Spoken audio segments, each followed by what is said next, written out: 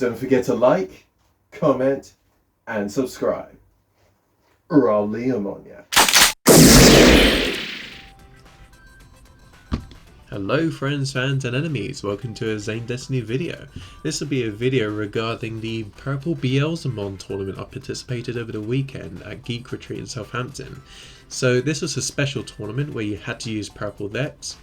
All the cards in the deck had to be at least one half purple. So you can have a full purple card or any multicolour cards that included purple as their base colour. So no like this card is treated as a purple when it's on the field or that malarkey. So purple only decks. So there was a number of choices. You could either go the loop route of like decks like Lilith Loop, Minerva Loop, or even anything that just involves Cerberus Loop, for example. Of course, you couldn't go into Zort Defeat for any other shenanigans, but c'est la vie.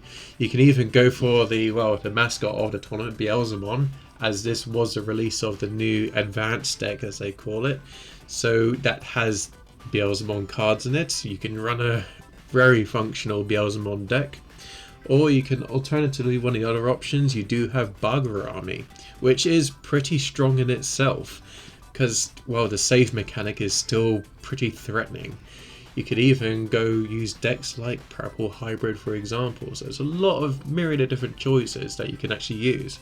I, for one, personally went for BeelStarmon because why not? It's the deck I'm most comfortable with.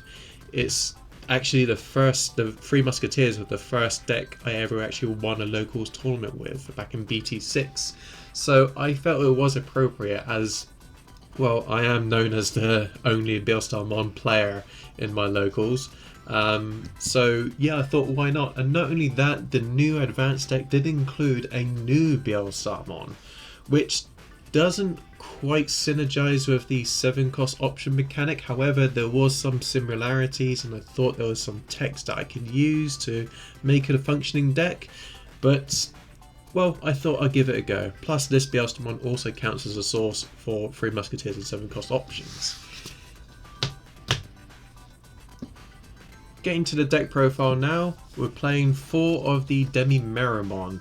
This is a staple in most purple decks, just in order to fix your hand and get some, well, cards in your trash. This is the one on deletion, you get to draw 1, trash 1. So a good staple in most purple decks. But you can't run a Demi-Meramon without the Gabumon, with the inheritable draw 2, trash 1. So again, fixing your hand even more. Playing 4 of this guy is necessary for most decks, but in this particular BeelStarmon deck, I do want stuff in trash as quick as possible. So a nice little extra combo for this guy here. Now, being a purple tournament, you'd want to play a couple of floodgates because there are play cost reduction shenanigans as well as memory gaining shenanigans. Now, play cost reduction, you want to play Psychmon. I didn't want to play Psychmon at all because of a certain Digimon I'm playing that need to be played from hand at reduced costs. So I opted just for 3 copies of Gazimon. Gazimon just stops your opponent from gaining memory except for tamer effects, and this completely shut down Minervamon that I played against, which would do the Cerberusmon loops. So having 2 copies of this on the field basically made things a lot more difficult for my opponent to even gain memory. So Gazimon really pulled in some work. Now, I do run, obviously, scatter mode, so just to make sure my scatter mode gets deleted so I can get draw and trash shenanigans, I did run 2 copies of Ignitemon. When attacking, delete another body to delete an opponent's Digimon of a level equivalent or less. So if I delete level 6, I can delete level 6 or lower.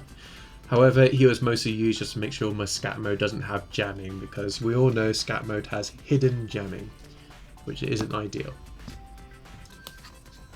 Something from the starter deck, so Phascomon.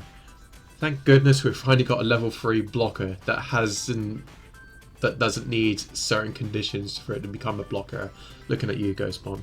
So this guy can't attack opponent, he can't attack players. So he can attack Digimon, just not players, but he's a blocker. I've finally got a level 3 Nailbone target, which is really ideal. Came up quite a lot. Block level 6 is just fine. That's what I needed him for. Just saved me a few turns. Just for a little cheeky little combo, I did run 3 copies of the Intmon. Unfortunately, this guy did me no favours. I was looking at a Warp Beelzemon combo strategy with the new BeelStarmon. You know, playing this guy out, attack, warp for free cost from trash and deleting something. You know, shenanigans like that. However, I was only able to pull the combination off once and I still lost the game. So this guy could have literally been anything else and it would have done me any favours, or even just made the deck a bit more consistent. However, this Impmon in this particular build wasn't ideal. I even found that even if I had these guys removed, they were just basic trash fodder. Even with like, what was it, about 10? Yeah, 10 rookies, I still would have been a lot more consistent than having these three. Maybe even just one of this guy and these two or something else would have been much more ideal. But c'est la vie, 10 rookies was great, and I felt the ratios is pretty consistent, to say the least. So obviously I'm running Demi-Mera and the Gabu. You obviously got to run scatter mode. However, a bit unorthodox, you only see 3 of them there, don't you? I only ran 3 scatter modes.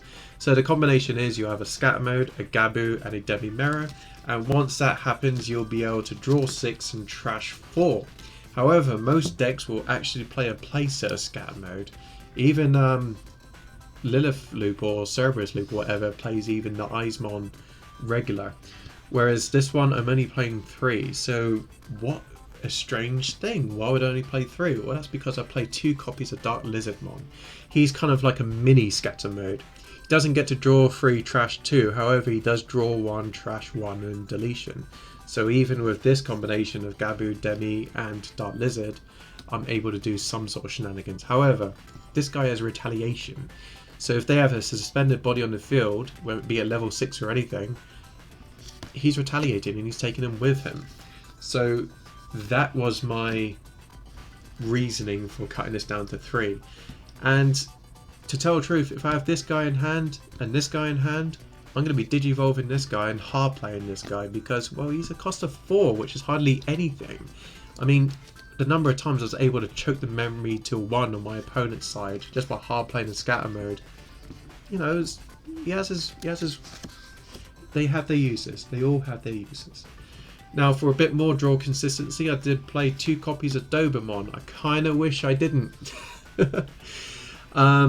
So, ultimately, I will say, if I was to do this again, I'll make 1 into a Ginkapu promote. Because, unfortunately, this guy did cost me the last game. Get into more detail about that later. However, the idea is, he gets deleted, you mill free, and you can add a purple Digimon. Well, you can even add back the Dobemon and reuse them again. So he was good for that recursion and just get some milling effects and getting some stuff in trash. Because getting stuff in trash for any purple deck is important. Just for that early game oppression, 1 copy of Ogremon, trash a card in hand and he does 2 checks. He didn't get 2 checks all the time, but when he did, he was a threat on the field and he was the first thing the opponent will go after. You know, going for 5 to 3 security just because I've got a 5k body is, well, it's intimidating for people, so you have to get rid of it. So, and even then I was able to recur him in ways. So Ogremon's always going to be a one-off for me in most BeelStar decks. Another thing from the starter deck would be 2 copies of Porcupamon. So this guy's another blocker, and to me he's so much better than Varmon, even though he's only 4k. He's 4 cost of hard play, which is still good, and when you do hard play him, you get to trash the top 2 cards of your deck. So you're milling some more, and he's a blocker. Getting this guy out and Fascomon at the same time, it saved me a few turns. Yes, there's such low DP, but it's so easy to get them out again using like Nailbone or all sorts of effects. So with this lineup of champions, I'm mostly happy. However, I kind of wish 1 Dobemon was a Ginkaku promote. But that's my bad. Skipping the level 5s, because, well, it's a BeelStarmon deck, we don't need them. We're going to go straight to the level 6s. That's 4 copies of BeelStarmon. Of course, we're going to play 4 copies of BeelStarmon. And I'm going to go straight to, we're also playing 2 copies of the new BeelStarmon. So this one, its play cost is reduced for each 7 cost option card in your trash, as well as 3 Musketeer Digimon. So counts for herself and the new one. I was able to play her for free, for 0, 3, 2, 1, 0, quite consistently with this whole deck with the amount of drawing and trashing I've done. And of course, when you play her, you get to add a 7-cost option card and play a 7-cost option card, as long as it meets the color requirements. And being this is all a purple deck, there is some limited 7-cost options.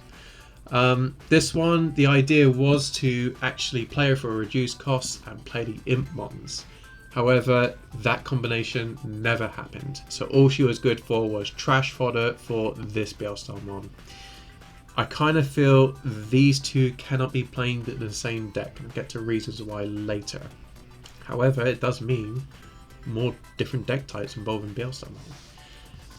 And last but not least, just because I kind of needed to, I played the 1 copy of Beelzemon. I didn't run the old art, so I'm going to blame that as a factor as why I lost the tournament.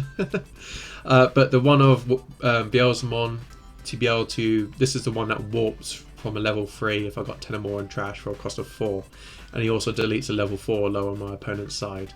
Well, the combination was to be able to play the Impmon to warp into this guy. Again, I get to more combos later, but this was like the last level 6 I played. Got him out probably once or twice. However, didn't do me many favours, but I kind of felt I had to play him. This is going to be the controversial side of it, but I did play 2 copies of Defexmon because it's Defexmon. We all know purple can get wide boards very, very easily. So this guy did well against those types of decks. Also, people still forget you can Digivolve him for a cost of 6 on top of these guys. So even if they do have a small board, I can still Digivolve and de-Digivolve and delete things. I got him out for free, and I mean 0 when I say free, twice in the same match. Unfortunately, my opponent played into that, but that's the Megas and the level 7s. Happy with the ratios, however, I could have maybe cut one of these down, but then again, they were a good trash folder, so I don't know, bit 50-50 on that one. We're going to go straight into options. We're going to go to the generic options. Now, I did this last minute change and I'm glad I did. I played 3 copies of Deathclaw. Came up in security enough times, able to delete my scatter mode enough times to get some draws and trashes. I was getting my effects off, stopping my opponent from climbing too much. Like for example, the Minerva Mons, they weren't able to get into Cerberus mode or even Cerberus Mon that consistently because I was getting rid of their level 4s consistently. So I'm glad I've done this. 3 copies of that really did me well. 4 copies of Miss Memory Boost. So I do have some milling strategies in this. I'll get more into that later. However, mostly here just for that draw power, filling up my trash, and well, gaining memory. This did me a lot of favours, so glad I've kept that. And of course, you've got to have the 1 copy of Calling from Darkness because you just need to delete one of your own to return 2 purple Digimon to your hand, and you can even use that effect if you've got nothing on field. Plus, it's good just for choking your opponent to 1 memory as well. Going to get to the 7 cost options. So we're going to go to traditional first. You obviously need the 4 copies of Fly Bullet. Being a purple tournament, you don't have to worry about anything that's got protection effects. The thing with most of these option cards, everything just deletes. However, if you play against like Blackwall Greymon or anything like that, that protects from deletion effects, you're kind of screwed most of the time. However, in this particular tournament, Fly Bullet did a lot of favours, as well as 4 copies of the new option card, Rivals Barrage. So there was a bit of discussion with me and my teammates because it does say in the delay effect you can return a purple Digimon card or Tamer. And at first we were thinking, oh, any Tamer, that would be great for a BeelStarmon deck, but it is a purple Tamer, just to clarify that. But this thing, when it's used, you get to delete something of the highest level, I believe. Yeah, delete something of the highest level. So it's kind of like a better version of Fly Bullet. It's an anti-Defx card, basically. Fly Bullet only deletes level 6s lower. This deletes the highest level. So it's like a better Fly Bullet. It gets that same effect in security, delete something in the highest level. Once you use it, it doesn't go into the battle area. The only way it goes into the battle area is if you mill it from here, which is why I do run a few things that actually mills cards, like Miss Memory Boost, Dobermon, the Porcupomon that trashes. Getting this guy in the battle, well, getting this card in the battle area, you can return nearly anything that you want, a piece that you need. Often it'll be a BeelStarmon for me, just to, you know, pull some shenanigans off. And to round out the level 7 option cards, 2 copies of Nailbone. When it's used, you get to return a level 4 and level 3. If it's from security, it's level 4 or lower. Blockers. Just bring back your blockers for this. That's simple as. I mean, this thing actually prevented Minervamon putting its loot, so not only was my Gazimon stopping the Cerebrosmon from gaining memory, but it was also stopping Minervamon from getting her shenanigans, because I had more than 2 bodies in the field most times, so even when I deleted the Minervamon, they weren't able to recall another body. So what you see here is kind of like a mini combo that you probably want to get to as soon as possible in this type of deck. So the God stack would be the Gabu, Scatter and Demimera. This way when it gets deleted you get to draw 6 and trash 4, fixing your hand and filling your trash up as soon as possible. However, if I'm not able to get to a scatter mode soon enough, I do have Dobemon as a nice little backup for the recursion. So for example, if I've got a Dobemon on field and it's my turn and I've just done a raising phase, I can promote out my Gabumon.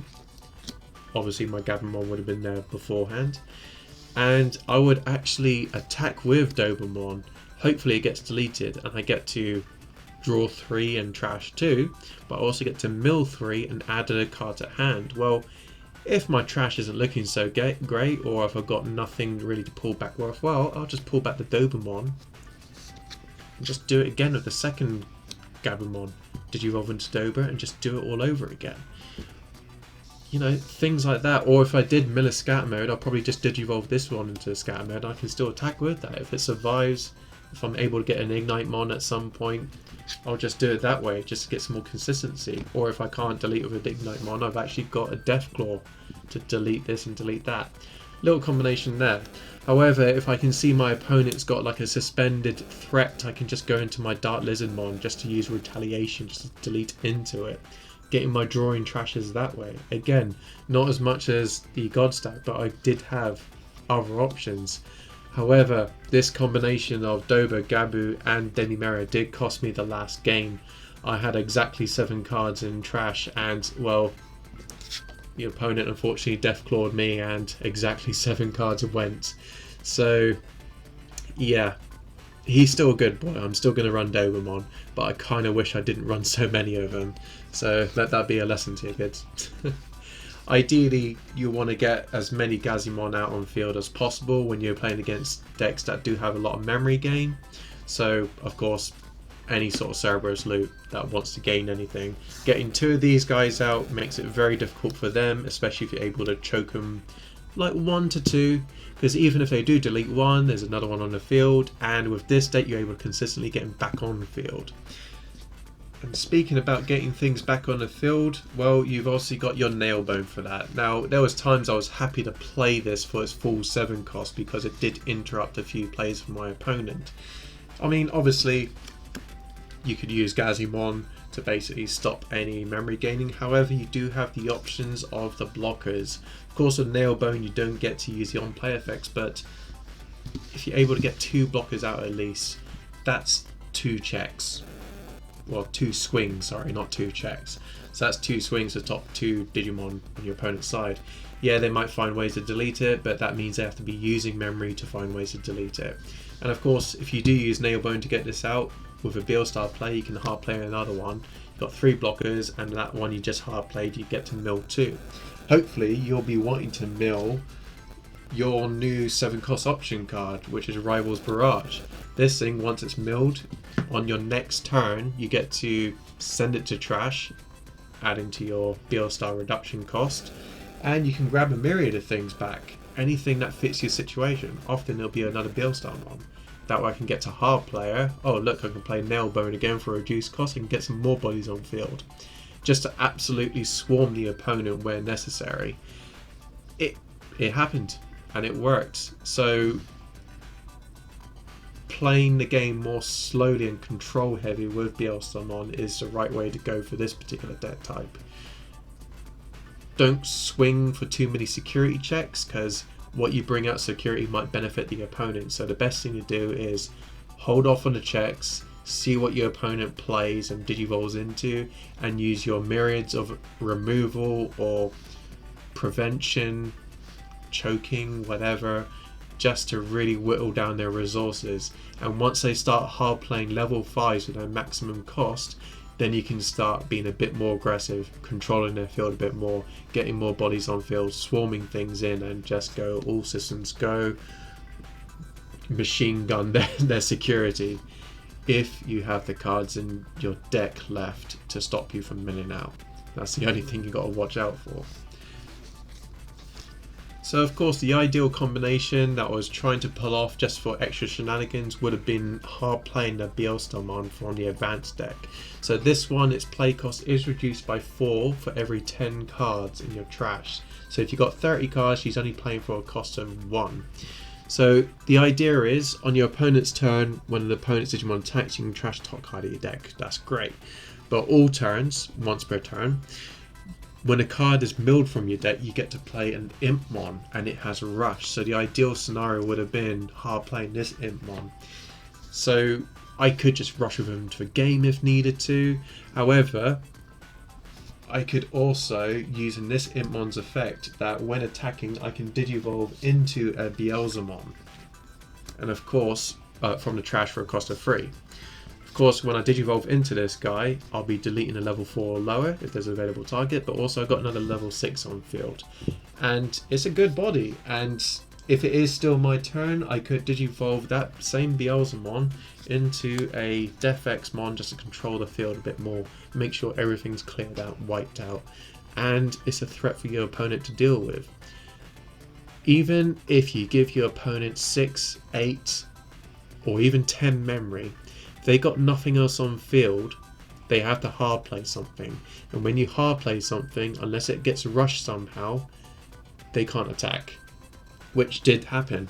I ended up playing an 11 cost BeelStarmon once, and I still won the game. Mostly because the opponent had 10 memory and they managed to get up into a Beelzemon blast mode, and yes, they were able to check for 3 checks, but the first check was a rival's barrage, which, yeah, and then they had to start again, and then it was my turn again, and I was able to pretty much just wait for them to mill out. So going into the games, it was really intense. First game was against Cerberus Loop with Minervamon and Mervamon. Blocked it with Gazimon and just whittled them down, got rid of their resources basically.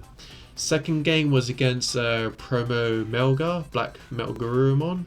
Basically Digiburst to use options for free and basically swarm in the field. Almost the same strategy as this BeelStarmon. However, it had no protection from nearly anything, and they had 4 tamers, 3 Digimon, 1 Defex came out for cost of 0, and then the next turn another Defex came out for 0, and it was just game from there really. Third game was against a Beelzemon, a pretty consistent one, very combo heavy. However, again, I was able just to whittle down their resources, and eventually they did deck themselves out. They were 1 swing away from taking that, but unfortunately deck out. So I did manage to win the first 3 matches 2-0 with this deck, and I was very excited but also very nervous, and the adrenaline was getting to me. And it was me against the other pretty tough player, purple player. They played a Minerva Merva loop without the Cerberusmon package, which was very interesting.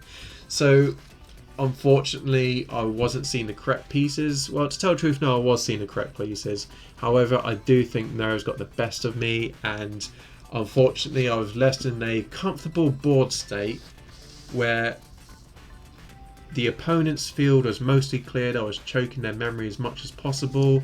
Managed to get into a Beelzemon normal way without the BeelStarmon, and I got to a point where I was thinking, okay, I just need 1 more turn. Even if they attack, I can block, or I've still got 1 security left. It wasn't a Defex, but there was 1 security left. However, on my field, as I stated earlier, I had a Cerberusmon, Gabumon with a Demi-Mirror underneath.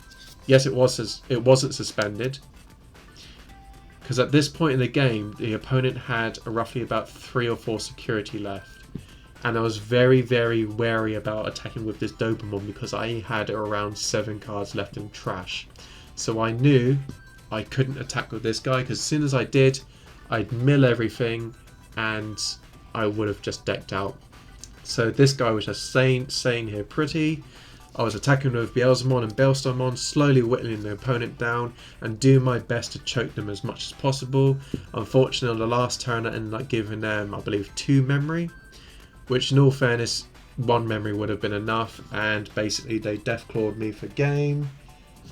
Well, they Deathclawed me, which in turn my Cerberusmon my Dobermon had to mill, so I had to draw 3, trash 2, 4 cards left in trash, and Dobermon basically milled the rest of the 3.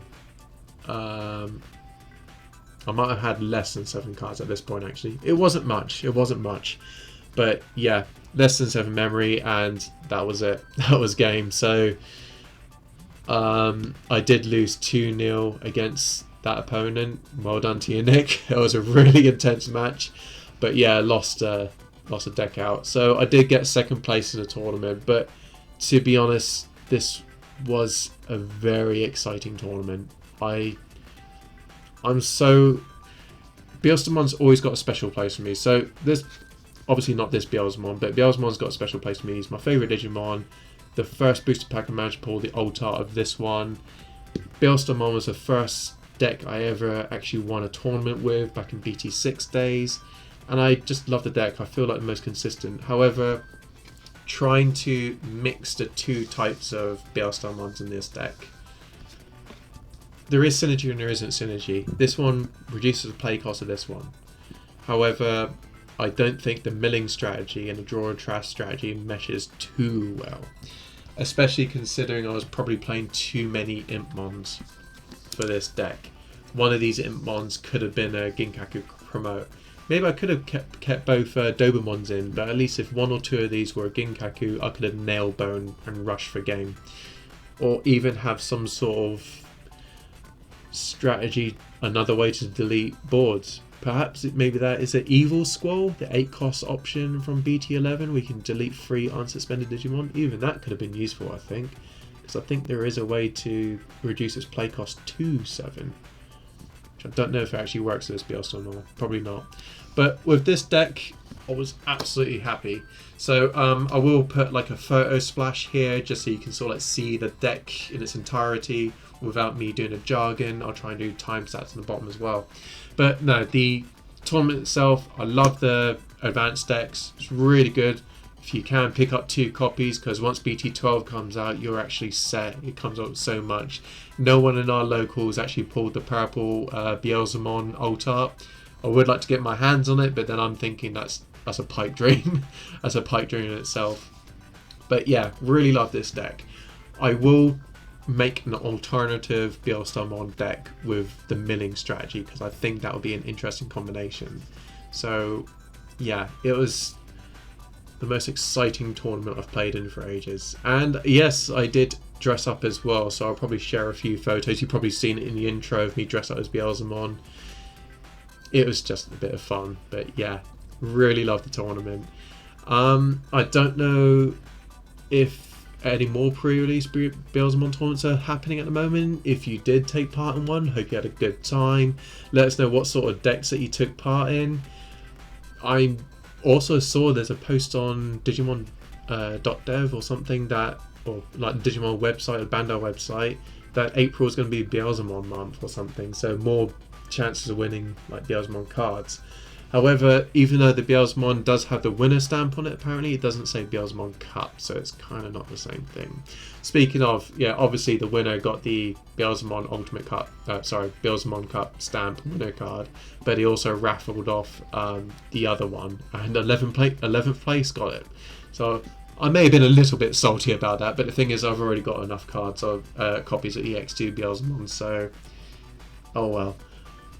Favourite deck so far, most exciting deck, exciting tournament so far for me. If you get a chance to play in any, go for it. Again, let us know what purple decks are you looking to play in or whatever. Purple, best colour. End of. No questions about it. So, thanks for joining me, guys. I really hoped you liked this. Join me next time. Take care. Bye.